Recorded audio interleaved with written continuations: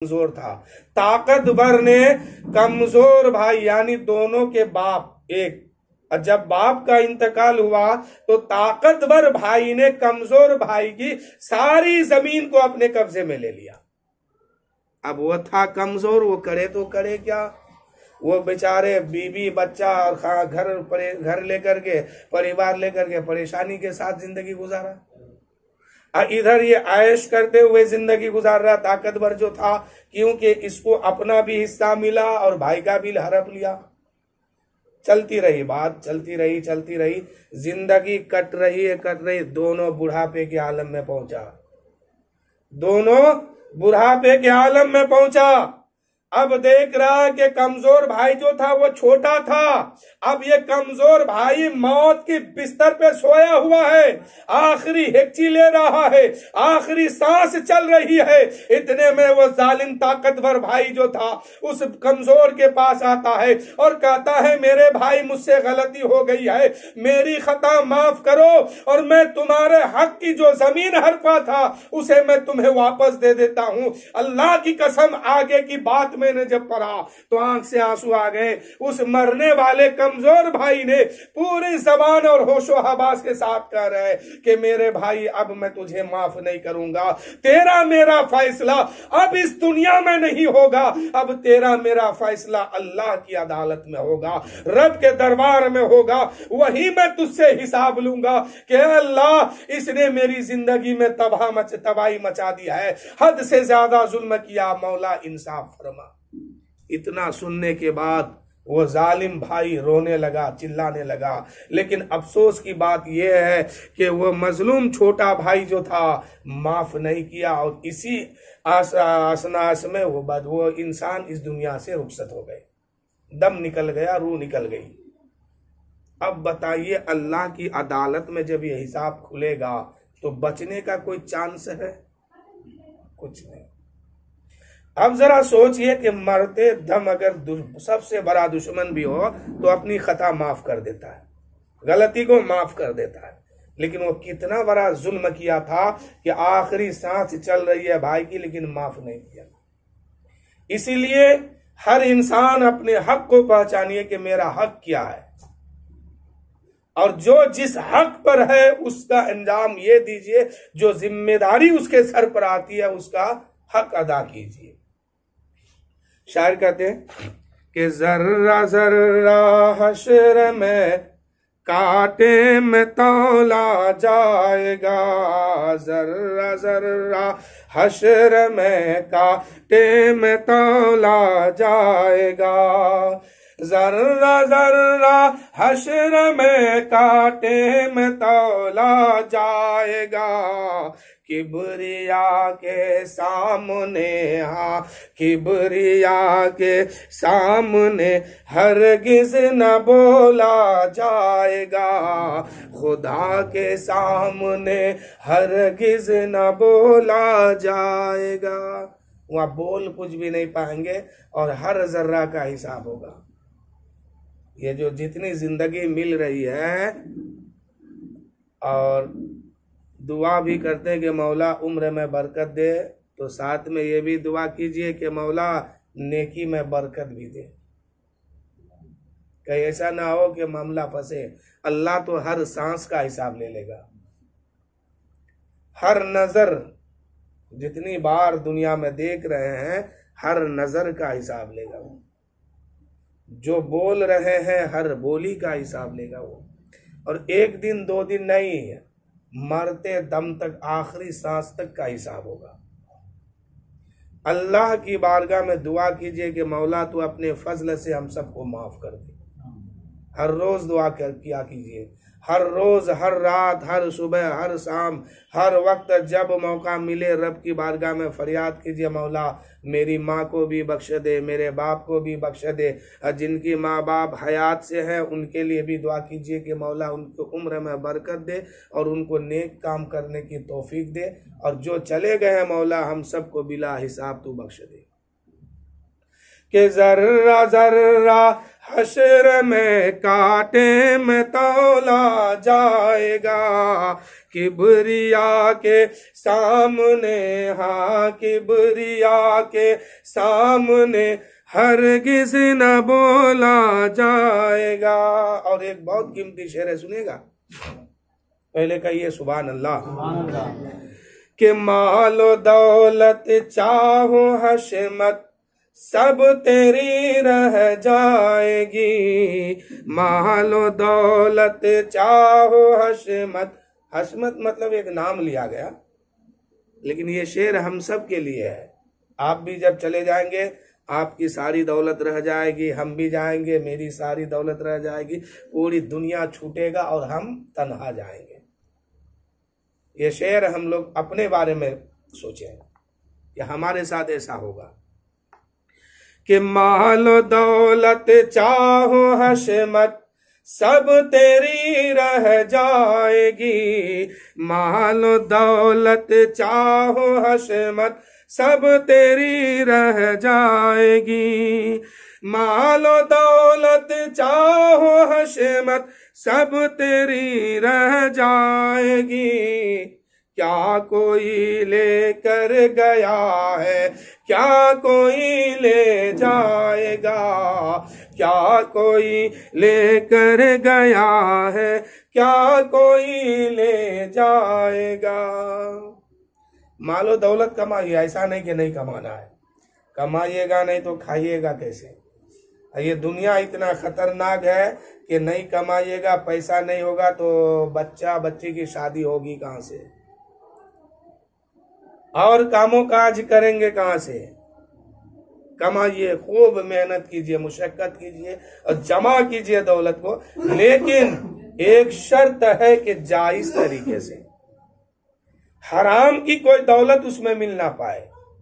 इंसान सोचता है कि अगर 90 रुपया हम हलाल की कमाए और 5 रुपया और हराम तरीके से आ रहा तो उसको भी ले ले, कितना हो गया 95 रुपया। फिर दूसरा दिन इसी तरह, तीसरा दिन इस तरह, कमाते कमाते इतना जमा किया वो 90 रुपया तो हलाल की है, 5 रुपया हराम की उसमें मिला। ये 5 रुपया ऐसा असर दिखा देता है, ये 90 रुपया को लेके बाहर निकल जाता है। अब कहिएगा कैसे निकलता है, तो वक्त बहुत कम है। कभी बीमारी की सूरत में, कभी तबाही की सूरत में, कभी मुश्किलों में पड़ने से ये पैसा सब निकल जा रहा है। इसलिए 90 रुपया जो कमाए हैं जायज तरीके से ना, इसी में सबर अगर कर लेंगे तो अल्लाह ताला इसी जायज पैसे पर इतनी बरकत देगा कि हम आसानी के साथ अपनी जिंदगी गुजारेंगे। नाजायज कमाई पर बरकत नहीं होती है। हाँ, कुछ देर के लिए लगता है कि हमारे कमाई में बरकत है, बहुत पैसा है, लेकिन फिर अल्लाह ताला उसको ऐसे अजाब में मुब्तला करता है ना, फिर वो मामला खत्म हो जाता है। अभी कल की बात मैं बता रहा हूँ, हॉस्पिटल यही PMCH है, क्या है पटना में, यहाँ की एक खबर आई मेरे पास, फोन आया कि दुआ कीजिए ऐसे ऐसे मामला है। मालूम है एक इंजेक्शन उसको लगा है 14 लाख रुपए का। सुनने के बाद दिमाग घूम गया। 14 लाख में एक इंजेक्शन वो लगाया, तो क्या दौलत बचा के हम करेंगे। जो आ रहा है अल्लाह की राह में खर्च कीजिए और कमाइए मेहनत से और ईमानदारी से जिंदगी गुजारिए। जिंदगी का मामला अल्लाह के हाथ पर छोड़ दे। अल्लाह ताला जो चाहे जैसे चाहे वो रखे, उसकी मर्जी। हम अपने मर्जी के मुताबिक कभी भी जी नहीं सकते हैं। ये तो जीना मरना उसके हाथ में है। तो जायज पैसा होगा, हर बला से बच जाएंगे। और अगर बला घेर भी ले तो अल्लाह ताला देखने वाला निगहबान है, वो अपने बंदे को कैसे बचाएगा वो खूब जानता है। कि मार बैठा है जो कोई दूसरे की माल को, मार बैठा है जो कोई, मार बैठा है मार बैठा है जो कोई दूसरे के माल को, मार बैठा है जो कोई दूसरे की माल को। तेरा मेरा, मेरा तेरा फैसला सब हश्र में हो जाएगा, तेरा मेरा मेरा तेरा फैसला सब हश्र में हो जाएगा। और जितने चाहे उतने बनवा ले, जितने चाहे उतने ऊंचे आज बनवा लो महल। यह महल किसका है जिसमें हम लोग रहते हैं? ये एक मुसाफिर खाना है, एक मुसाफिर खाना है ये। कल तक इस घर का मालिक हमारे रफीक साहब मरहूम थे, है ना। आज इस घर का मालिक इनका बेटा हो गया। फिर कुछ दिन ये सिलसिला चलेगा, फिर कुछ दिन के बाद इस घर का मालिक जो है अल्लाह ने चाहा तो रफीक साहब के पोता हो जाएगा। तो ये घर क्या हुआ? मेरा नहीं है, आपका नहीं है, किसी का नहीं है। ये घर एक तरह का मुसाफिर खाना है। ये चल रहे मुसाफिर देश पिया के, ये दुनिया मुसाफिर खाना है। ये दुनिया कुछ भी नहीं है हम लोगों के लिए, आप लोगों के लिए एक मुसाफिर खाना है। हजरत इब्राहिम बिन अदम बहुत बड़ा बादशाह है ये, और ये अल्लाह का वली भी बने तो बहुत बड़ा वली भी बने। अभी बादशाह था, वली नहीं बने हैं, तख्त पर बैठा हुआ था और अपने वजीर से नौकर चाकरों से कहा कि खबरदार दरवाजे के अंदर अब कोई नहीं आना चाहिए। दरबार लगा हुआ था, लोग भरे हुए थे, मजमा खचाखच भरा था। ये अदालत की कुर्सी पर बैठ करके लोगों का फैसला कर रहा था। इतने में एक शख्स आया जिसके चेहरे में हैबत थी, यानी जिसका चेहरा देखते ही लोग डर जाते हैं, ऐसी शक्ल सूरत वाले एक इंसान आया। दरवाजा खटखटाया, दरबानों ने दरवाजा खोला तो पूछा कि तुम कौन हो? कहा कि सामने से हटो, मुझे इब्राहिम बिन अदम से मुलाकात करनी है। दरबान ने रोकना चाहा लेकिन उसकी हिम्मत जवाब दे दी। ऐसी सूरत वाले इंसान थे, ऐसी शक्ल वाले इंसान थे कि रोकने की ताकत उसको किसी में नहीं थी। वो चलते चलते सीधे इब्राहिम बिन अदम के दरबार के सामने आए और कहने लगे, इब्राहिम बिन अदम, फैसला बाद में करना, इंसाफ बाद में करना, मुझे तुमसे एक दो सवाल करनी है। अब बताइए, वक्त का बादशाह है और उस वक्त का बादशाह का हाल जानते थे कि जरा सी गलती हुई तो मारपीट नहीं, सीधे सर काट दो, सीधे सर काट दो, जेल फेल छोड़ो। उस वक्त का ये मामला था, बड़ा खतरनाक मामला था। ये बादशाहियत वाला दौर जो गुजरा है ना, बहुत खतरनाक भी था। ये बादशाह के सामने, वक्त का बादशाह फैसला लोगों को सुनाने वाला है। इतने में कहा गया, इब्राहिम बिन अदम सुनो, मुझे तुमसे कुछ बात करनी है। कहा कि कहिए। वो भी चेहरा देख के डर गए, बादशाह था लेकिन डर गए। कहा कि तुम ये बताओ कि ये महल किसका है? कहा कि मेरा। तो बादशाह से ये आने वाला मुसाफिर कह रहा, तुम झूठ बोल रहे हो। हिम्मत देखिए, हक बोलने के लिए हिम्मत होनी चाहिए। कहा कि तुम झूठ बोल रहे हो। कहा कि नहीं, ये महल मेरा है। तुम कैसे कहते हो कि मैं झूठ बोल रहा हूं? तो उस आने वाले मुसाफिर ने कहा कि तुम सच बताओ कि इससे पहले कौन रहता था इसमें? कहा मेरा बाप। कहा उससे पहले मेरा दादा। अब बताओ वो लोग कहाँ? कहा कि दुनिया से चले गए। अब मुझे बताओ कि मुसाफिर खाना किसको कहते हैं? मुसाफिर खाना किसको कहते हैं? मुसाफिर खाना होता ही ये कि एक दिन आज आप है, कल कोई और आएगा, परसों कोई और आएगा, आप चले जाएंगे। इसी को मुसाफिर खाना कहते हैं। इतना सुनने के बाद इब्राहिम बिन अदम ने अपनी सल्तनत को ठोकर मार दिया, नौकर चाकर को आजाद कर दिया और अल्लाह की बारगाह में निकल गए। रास्ते में इसी शख्स से फिर मुलाकात हो गई। पूछा कि आप कौन हैं? इतनी हिम्मत तो किसी में ना थी। आपने इतनी हिम्मत जुटा के मुझसे बात की है और मेरी आंख का पर्दा खोल दिया। तू कौन है? कहा कि लोग मुझे ही खिजिर कहते हैं।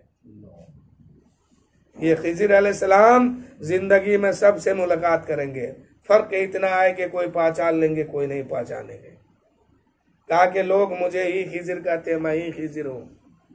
कहा कि हुजूर मैंने अपनी सल्तनत को ठोकर मारा, आज से तौबा करता हूँ, अब अल्लाह की राह में अपनी जिंदगी कुर्बान करूंगा, अल्लाह की मोहब्बत में अपनी जिंदगी गुजारूंगा। फिर अल्लाह की मोहब्बत में जब निकल गए तो इतने बड़े वली हो गए कि समंदर में भी हुकूमत, पानी पर भी हुकूमत, मछलियों पर भी हुकूमत, इंसानों पर भी हुकूमत, और आज आपके सामने उनका तस्करा भी हो रहा है। यह अल्लाह से मोहब्बत करने का नतीजा है। तो शायर कहते हैं कि ये जो घर जो है हमारा नहीं है, ना आपका है, जितने चाहे ऊंचे उतने महल आज बनवा लो, 1 2 10 20 घर बनवा लो, लेकिन ना आपका है ना मेरा है।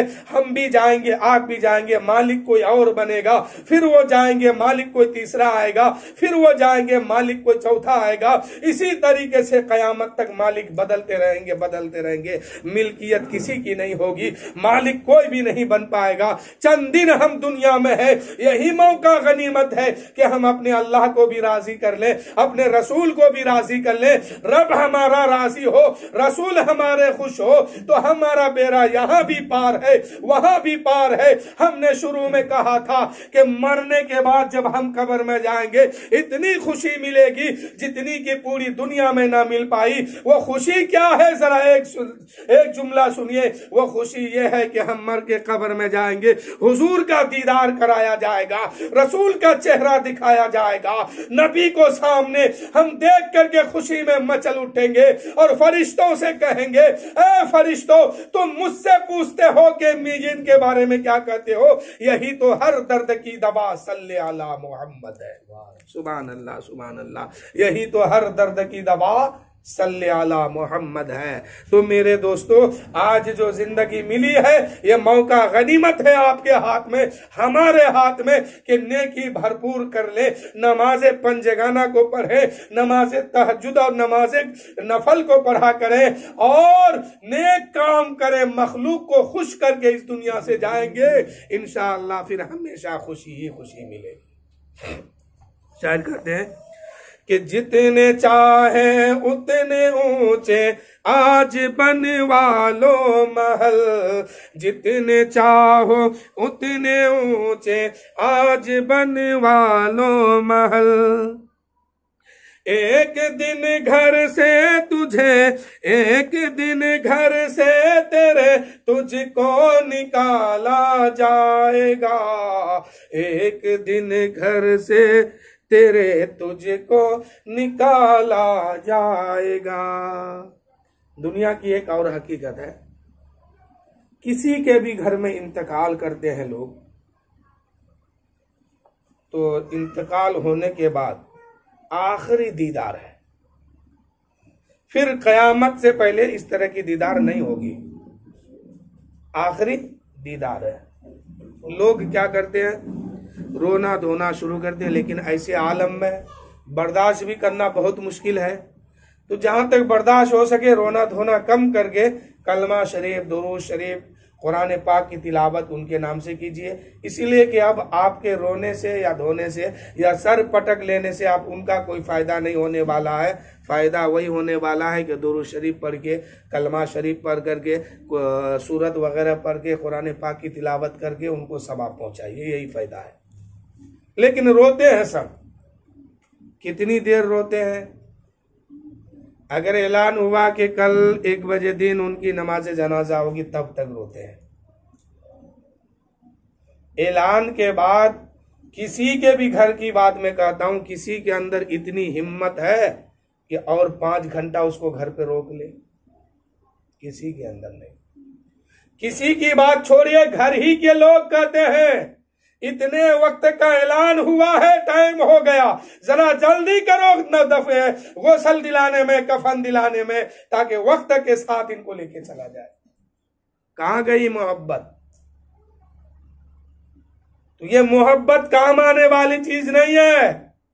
मोहब्बत कीजिए तो ये ऐसा कीजिए कि दीन और शरीयत के मुताबिक मोहब्बत कीजिए।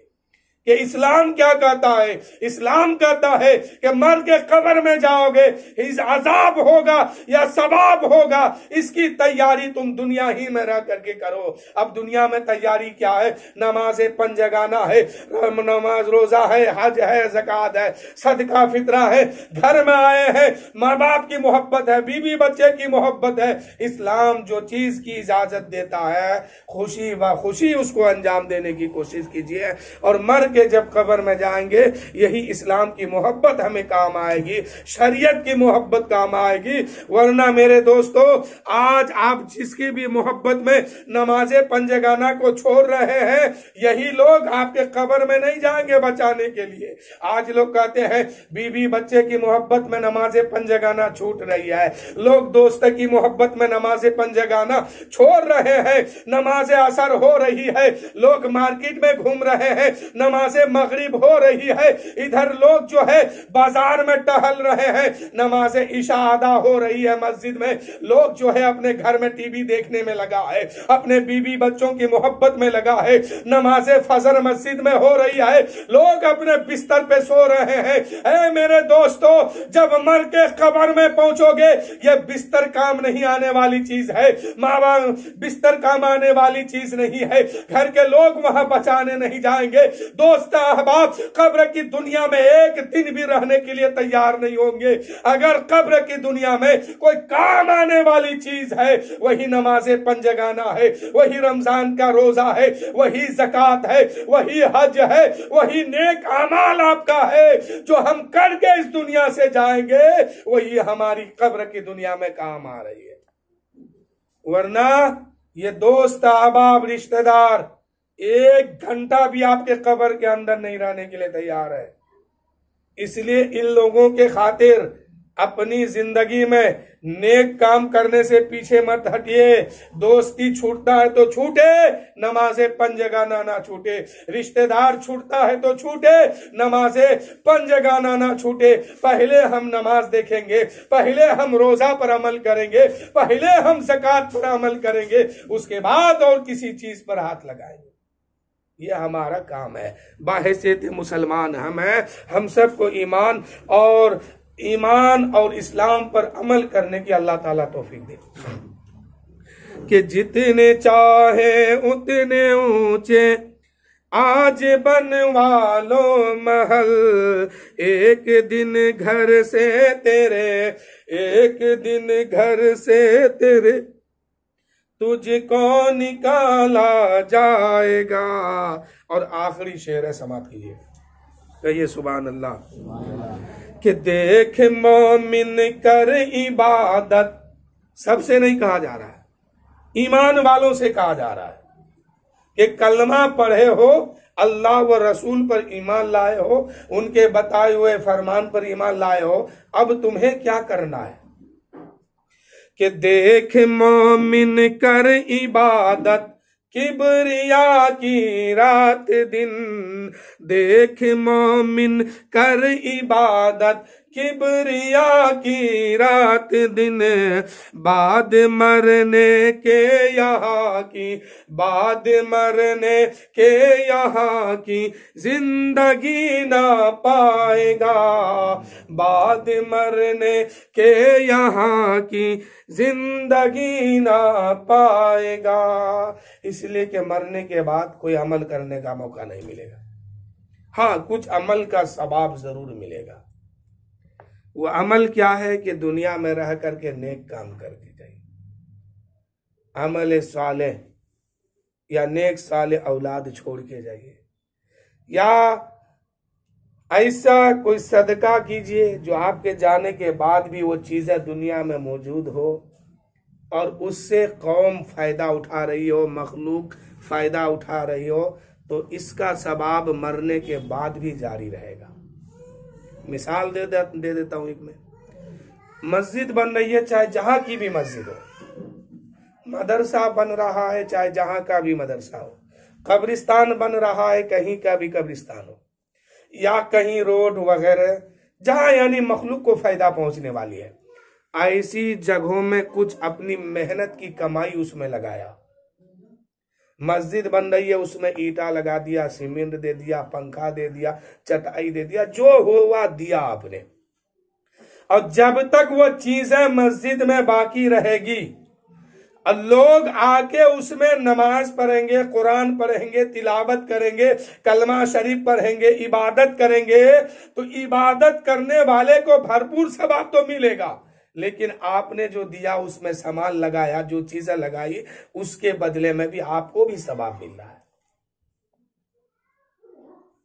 या कब्रिस्तान में दिया, मदरसे में दिया, और कोई बच्चा अगर पढ़ करके कहीं दीन की बात लोगों को सिखा रहा है, उससे कोई सीख रहा है, फिर सिखा रहा है वो दूसरे को, फिर उससे भी कोई दूसरा सीख रहा है, तो जहां तक आपकी रकम लग करके उसने मेहनत करके कामयाबी हासिल की, और जहां तक वो उस बच्चा से दीन फैलेगा, दीन का काम होगा, वहां तक का सवाब मरने वाले के कब्र में पहुंचेगा, यानी देने वाले के कब्र में मिलेगा। इसको क्या कहते हैं? सदके जारिया, जिससे कौम को फायदा मिले। पहली बात कि आप दीन पर खर्च कीजिए, अल्लाह व रसूल की मोहब्बत पर अपनी माल व दौलत को कुर्बान कीजिए, और नेक साले औलाद छोड़ करके इस दुनिया से जाइए, ताकि आपके मरने के बाद भी नमाज़े पंजगाना वो पढ़ते रहे, और किसी कोना में बैठ करके दो चार वो आयत पढ़ के, सूरत पढ़ के, तिलावत करके कहे कि मौला इसका सवाब मेरे बाप की रूह को पहुंचा। इंशाअल्लाह बेटा यहाँ पढ़ेगा, बाप वहां जन्नत के बागात में टहलेगा। एक दो शेर सुनिए, उसके बाद मैं अपनी तकरीर खत्म कर रहा हूं। कि न दौलत रहेगी, न पैसा रहेगा, अकेले कब्र में तू लेटा रहेगा। न दौलत रहेगी, न पैसा रहेगा। कब्र की दुनिया में कुछ नहीं रहने वाला है, सिर्फ अमल रहने वाला है और ईमान। यही दोनों चीज को मजबूत कर लीजिएगा ना। जैसे आप घर बनाते हैं, कहीं पर घर के अंदर रूम बनता है तो कोई 5 इंची का दीवार रहता है, कहीं 10 इंची का बना देते हैं, कहीं पर मजबूती, कहीं पर नरम। क्यों? कि आप सोचते हैं कि मेन जो गेट होगा इसी को हम पहले मजबूत बनाएंगे तो घर जो है मेरा मजबूत हो जाएगा। अगर आप घर के अंदर 10 इंची का दीवार देके बहुत मजबूत बना दिए, और अगर गेट आपका कमजोर है, दुबला पतला है, तो फिर आपकी ये मेहनत बेकार होने वाली है। इसीलिए कि चोर आएगा, गेट तोड़ेगा, आपका घुस जाएगा। इसीलिए कब्र की दुनिया में रहने के लिए जैसे आप अपने घर के दरवाजे को मजबूत लगाते हैं ताकि कोई ना इसको तोड़ सके, ना अंदर घुस सके मेरी इजाजत के बगैर, ऐसे ही कब्र की दुनिया में जाने से पहले पहले अपने ईमान को इतना मजबूत कीजिए, अपने अमल को इतना सजाइए कि हम कब्र की दुनिया में जाए, रब खुश होकर के हमें जन्नत का बिछोना अता कर दे, रब हमारा राजी हो जाए, खुश हो जाए, दुनिया ही में हम अपने रब को राजी कर लेंगे, तो इंशाअल्लाह कब्र तो जन्नत के बागों में से एक बाग बनेगी। फिर अमन भी है, सुकून भी है, चैन भी है उसमें।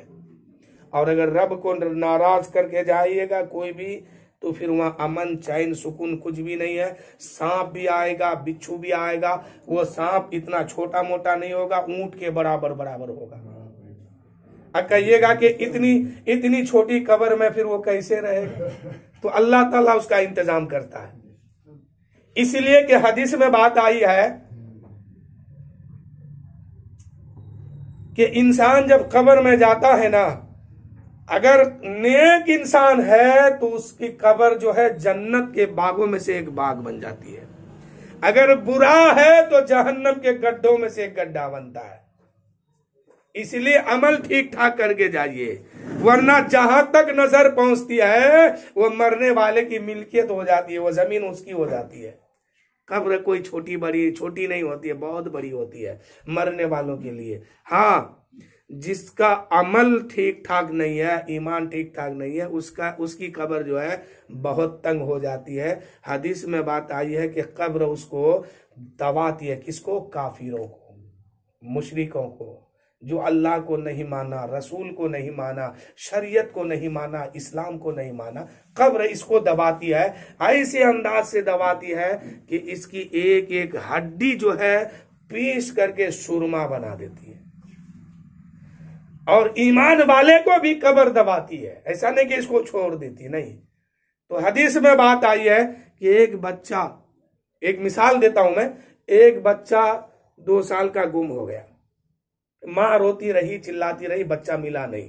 5 साल के बाद वही बच्चा उस माँ को मिल गया, तो माँ खुशी से उस बच्चे को गले लगाती है और पूरी ताकत से दबाती है, लेकिन उस बच्चे को कोई एहसास नहीं होता। क्यों? कि माँ वो शफकत की मोहब्बत से वो दबाती है, शफकत से दबाती है, बच्चे को एहसास नहीं होता। ऐसे ही कब्र में मोमिन को भी दबाया जाएगा, ना तो हड्डी टूटेगी ना पसलियां टूटेगी, कुछ भी नहीं, बल्कि क्या होगा, खुशी से वो मचलेंगे और माँ जैसी मोहब्बत के साथ वो कब्र दबाएगी। इसलिए अमल कीजिए कि न दौलत रहेगी न पैसा रहेगा, अकेले कब्र में तू लेटा रहेगा, छुटी तुझे से दुनिया की हर मालो दौलत के 2 गज कफन में तू लिपटा रहेगा।